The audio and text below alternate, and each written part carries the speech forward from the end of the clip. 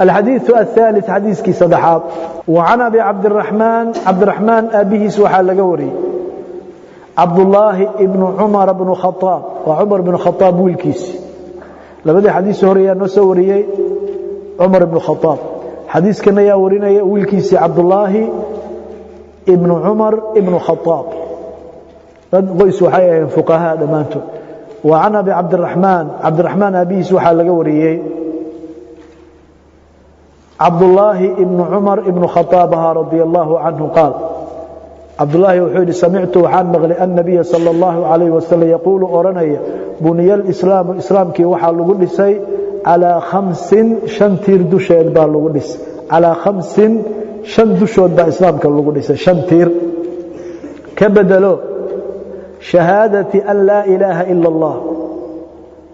وحوى شهادة قرتان إن لقروا أن لا إله أن لا معبود بحق بالحق لغو عابد إنو جرين أن لا إله أن لا معبود بحق بالحق لغو عابد إنو سجرين إلا الله البدل وحوى يبدل البعض من كل إلا شنواي وحال يبدل الشهادة دي مركا وبعض وعلى 5 شهادة قرتان لقروا أن لا إله إلا حق لغو عابد إنو سجرين إلا الله الله ما هي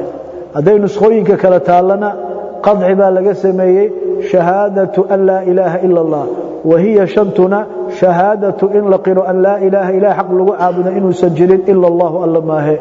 وأن محمد نبي الله محمدنا رسول الله إله رسولك سينو يهي وإقام الصلاة صلاة أول توسيو وإيتاء الزكاة سكد أول بحيو وحج البيت بيتك أول قستو وصوم رمضان بشهر رمضان الله رسومه رواه البخاري حديث كهرنا محور مريي أن تصوم رمضان وتحج البيت ودنبيسي مركا واحد سوى عطفا الواو مطلق الجمع لا يفيد بالترتيب لكن هل كان وحال دي مريي صومكي رواه البخاري ومسلم أبو عبد الرحمن كنية عبد الله بن عمر عبد الله بن عمر كنيديسا أياله كنيدنا وحاله ما سدير بأب أو أم أو أخ أو خال وحين لقوا بالله أبو أما هويو أما ولال أما أبتي أيا وحال إلى هذا كنية إلى هذا يوحي شبهه وكتبت نحوها كيري سالم مركز صحابي هدوية هي صحابي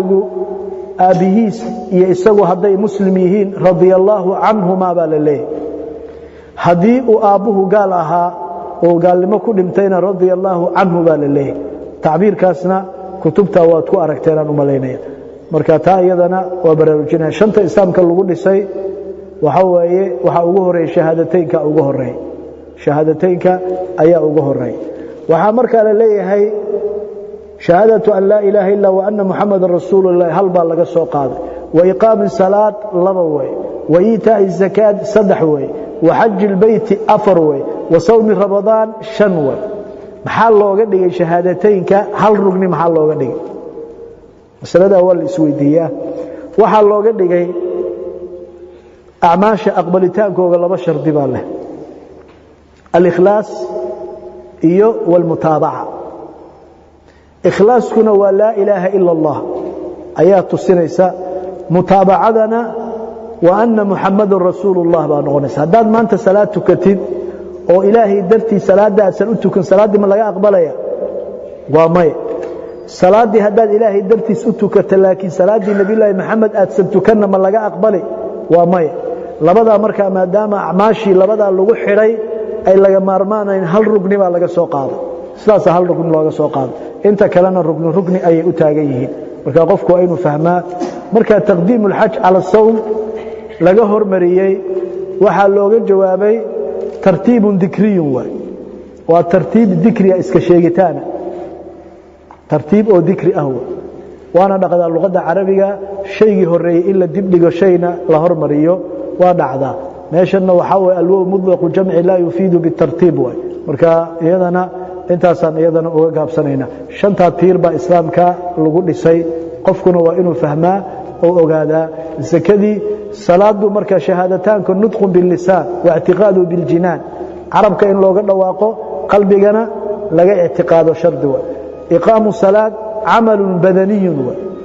waa shaqo jidhka laga qabanayo oo qowl iyo ficil isugu jirta salaada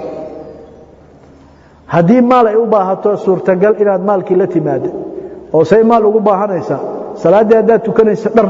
cawrada aad ku astuursatid inaad soo gadatid soo maaha laakiin kama mid aha laakiin waa laga maarmaan zakadana cibaadatun maaliya laa badaniya waa cibaado maalka gashay waay laakiin badanka shuqul kuma laha zakadu maxaa yeelay faqiirka ayaa laga rabaa qanigaa laga rabaa inuu faqiirka siiyo sawmu ramadaan cibaadatun badaniyatun waa iyaduna cibaadatun badaniya oo waxaa weeye siyaamu badani waa kafun wa tarkun baa ku jira soomkuna waa cibaada badaniya xajkuna waxa weeye waa badlulmaal oo hantidii baa la bixinayaa oo qofkan jirkiisina waa dhibaatoonaya marka saa darteed waxa weeye intaasa iyagana uga gaabsan doonaa bar xadiiskana si fiican ha loo noqdo ha loo fahmo wabillahi tawfiiq sallallahu alayhi wa sallam